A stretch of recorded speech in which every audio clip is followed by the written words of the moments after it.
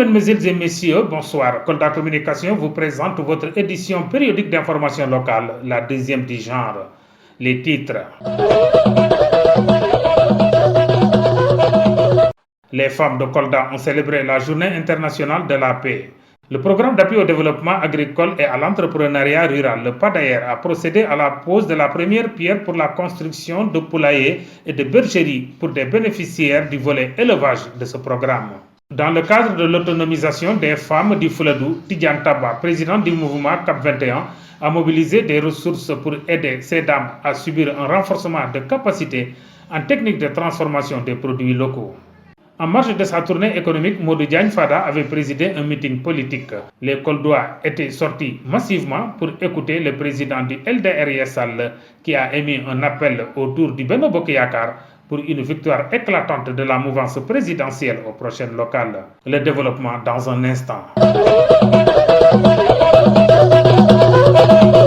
Les femmes de Kolda ont célébré la Journée internationale de la paix. Ces dames ont quitté les 4 coins de la région de Kolda pour venir assister à la célébration de la dite journée, présidée par la haute conseillère Mariama Daba Diamanka, présidente régionale à Kolda du sous-bureau de la plateforme des femmes pour la paix en Casamance. Je voudrais vous dire que je suis très contente ce matin. Parce que nous sommes en hivernage. Réunir un monde pareil en hivernage, ce n'est pas donné à tout le monde. Je vous remercie pour votre déplacement. Je remercie les femmes des départements qui sont arrivées, d'autres depuis hier. Cela montre l'engagement qu'elles ont pour la plateforme des femmes pour la paix en Casamance, mais l'engagement qu'elles ont aussi et le souhait qu'elles ont pour que cette paix revienne ici au niveau de la Casamance. Docteur Babouaro l'a dit, la paix, on peut dire qu'elle est déjà là. Elle est déjà là. Parce que cette accalmie aussi prouve que tout le monde aujourd'hui veut cette paix. Qu'est-ce qui reste maintenant? C'est que nous puissions réussir à nous asseoir autour d'une table, belligérants et État, qu'on discute et qu'on puisse aboutir à cette paix durable que nous souhaitons tant. Il est vrai que la plateforme des femmes de la Casamance, c'est après 2 organisations que sont Kabon Ketor et Oussoforal, représentées par Marguerite Colli et Seynabou Maï qui se trouve être la marraine cette année, qui ont décidé en commun accord de créer la plateforme des femmes pour la paix en Casamance et à sa tête, Madame Thiam Ndeye Marie Diédhiou.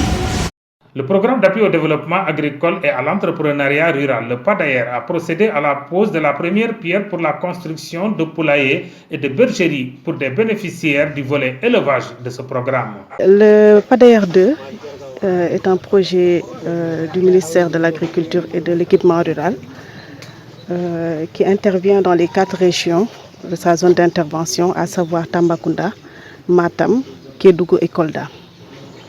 C'est un projet qui a étendu son volet élevage à toute sa zone d'intervention par rapport à la première phase où le volet élevage n'intervenait que dans la région de Matam.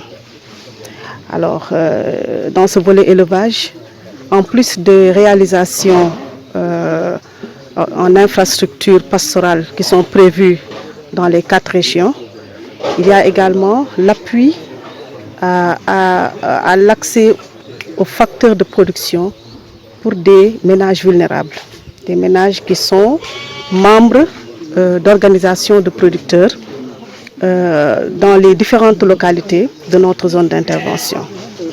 Alors, pour cette première cohorte, nous avons enrôlé 42 organisations de producteurs, ce qui veut dire qu'il y aura 420 membres bénéficiaires donc des appuis du PADAER.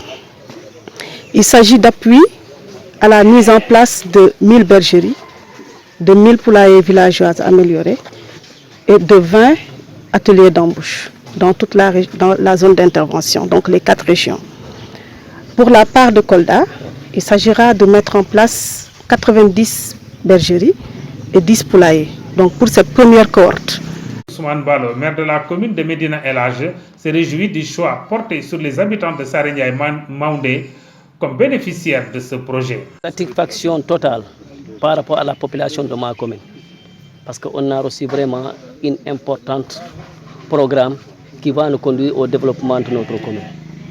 Ce qu'on vient de dire au niveau du sud, le problème d'éducation des enfants sera réglé et en même temps l'alimentation sera assurée.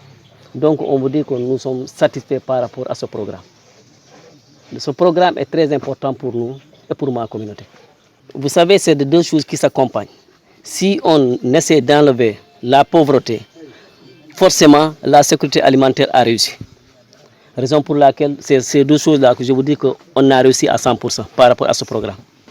Mais oui, il y a la pauvreté. Parce que si tu n'as pas assez d'argent, tu as la pauvreté. Mais si tu as un objectif qui te fait ramener de l'argent, tu as renvoyé la pauvreté et tu as renvoyé l'autosuffisance alimentaire. C'est des actions qui sont fondamentales. Ce sont ces actions qu'on devrait mener partout dans le Sénégal. Parce que c'est le développement palpant.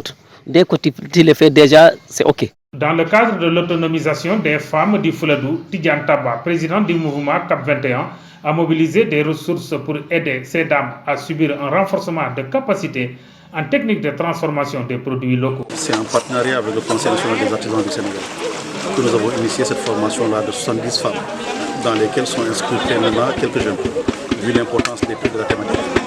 Nous avons voulu réunir les femmes qui travaillent jour et nuit avec nous dans le cadre politique pour leur permettre d'avoir une certaine autonomisation dans leurs actions.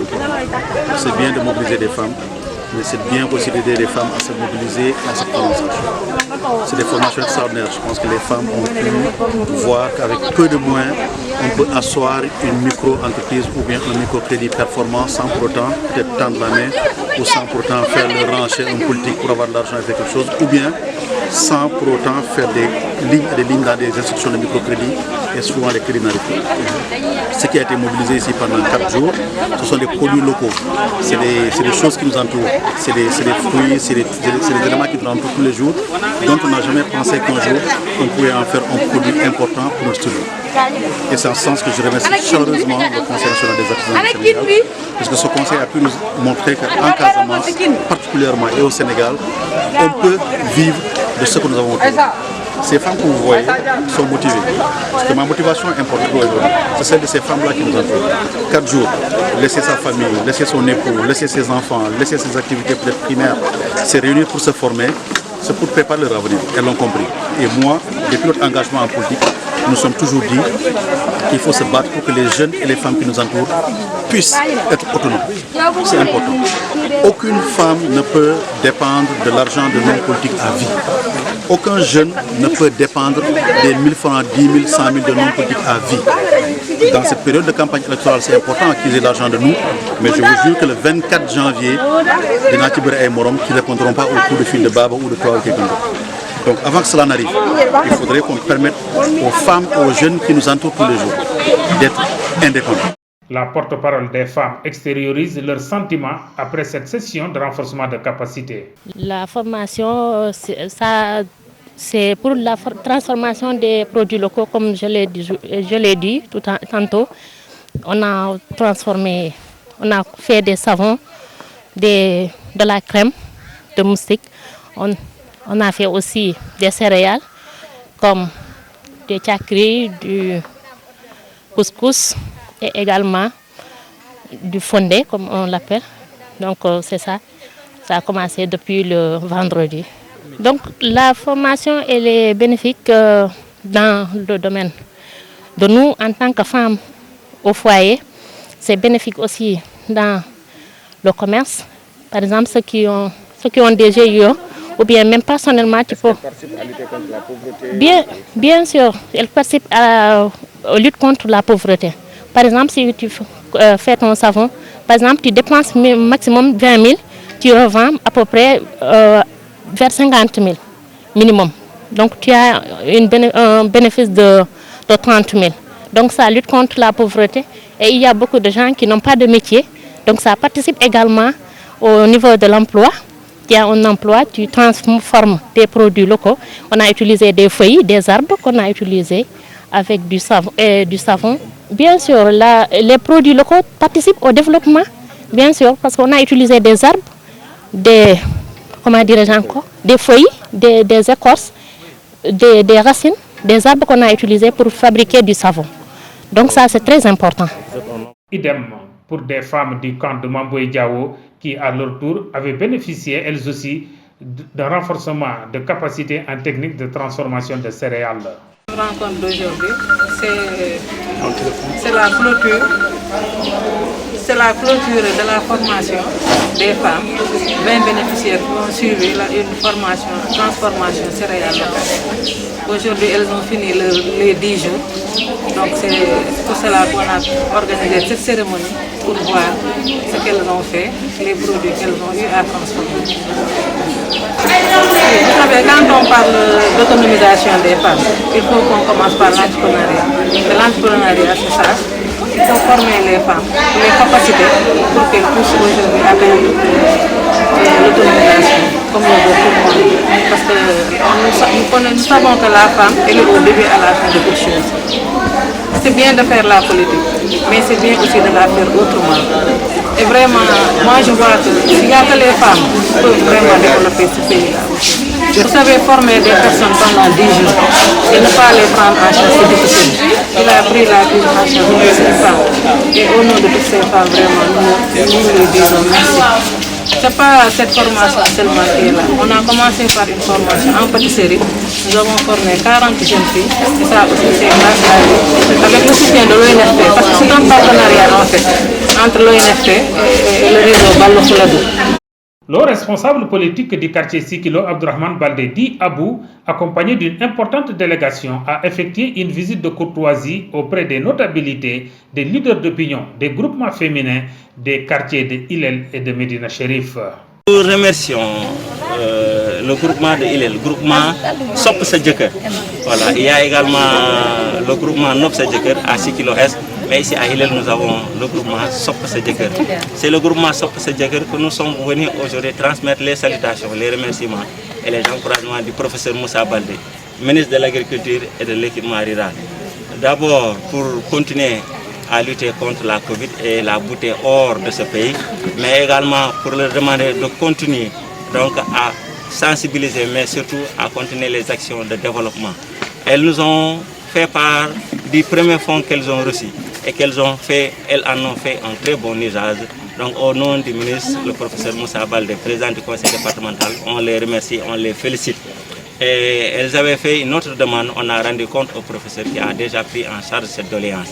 Inch'Allah, elles seront avec les autres groupements avec lesquels nous travaillons à Sikilo, on prendra une date et on se retrouvera. Et au nom du professeur, nous viendrons encore pour les encourager et leur remettre l'enveloppe qui leur a été destinée par le professeur Moussa Baldé pour qu'elles continuent le travail qu'elles ont commencé, pour qu'elles arrivent à s'autonomiser et à se prendre en charge et à aider leur mari et leur foyer. D'abord les femmes de l'association et aussi aux représentants et plus aussi mes salutations aussi au monsieur le ministre. Je vais revenir pour redire aussi aux femmes pour qu'on soit, quand on est avec quelqu'un, c'est pas on va l'aider ou bien on va se lutter, on va lutter avec lui ou bien se donner des coups de main ou pas. C'est pas ce qui aide la personne. C'est juste aller au lieu de vote, aller chercher sa pièce et s'inscrire dans le registre pour pouvoir voter le jour J. Mais quand on reste à la maison et on est là, on dit qu'on est avec le professeur Moussa Baldé ou bien on soutient Abou, c'est parce qu'Abou est avec le ministre Moussa Baldé. C'est pas ça la réalité. Il faut aller vraiment s'inscrire, refaire sa pièce et s'inscrire. Parce qu'on a une dame qui a donné vraiment l'exemple ici qui est là, du nom de Abibati, qui est la porte-parole vraiment de l'association. Elle a donné l'exemple. Elle nous a empêché vraiment de manger pendant 2 jours. Elle est allée pour vraiment s'inscrire, pour refaire sa carte parce qu'elle a perdu sa pièce, elle a refait sa pièce et elle s'est inscrite. Donc elle a donné l'exemple. Je voudrais que toute autre femme vraiment prenne l'exemple sur elle. Et moi-même, je votais à Bignarabé. Je disais que je ne vais plus faire maintenant la politique. Mais c'est grâce à vous, je l'ai dit à la maison et je le redis aussi. Et je l'avais dit aussi devant sa porte aussi. il y a 2 ans ou une année derrière. Je l'ai dit que je ne vais pas faire vraiment la politique. En marge de sa tournée économique, Modou Diagne Fada avait présidé un meeting politique. Les Koldois étaient sortis massivement pour écouter le président du LDR Sall qui a émis un appel autour du Benno Bokk Yakaar pour une victoire éclatante de la mouvance présidentielle aux prochaines locales. Et bien entendu, je commencerai par lancer un appel à l'unité. L'unité de l'Alliance pour la République. L'unité de la coalition Benno Bokk Yakaar. L'unité de l'ensemble des forces vives du département de Kolda pour faire face à l'opposition. Cette opposition de parole, cette opposition de discours, cette opposition de réseaux sociaux, cette opposition qui n'est pas une force de contre-proposition, mais plutôt une force de dénigrement. Cette opposition-là, nous devons la battre à plate couture le 23 janvier 2022. C'est l'ambition que nous avons. Et comme je l'ai dit par ailleurs, il ne s'agira pas de battre l'opposition avec une majorité relative. Il faut la battre avec une majorité absolue. Pourtant, il faut que la majorité soit écrasante. Vous en avez le potentiel, vous en avez les forces, vous en avez les ressources humaines. Il ne vous reste seule une chose, faire l'unité autour de la coalition Benno Bokk Yakaar, autour du président Macky Sall, président de notre coalition. Le moment venu, il donnera son avis. Le moment venu, il rendra son arbitrage. Et bien entendu, l'arbitrage du président Macky Sall sera l'arbitrage de Modou Diagne Fada, parce que nous sommes des alliés sûrs, nous sommes des alliés loyaux et nous entendons le rester. Kolda Communication vous remercie de votre aimable attention et nous vous donnons rendez-vous à la prochaine édition.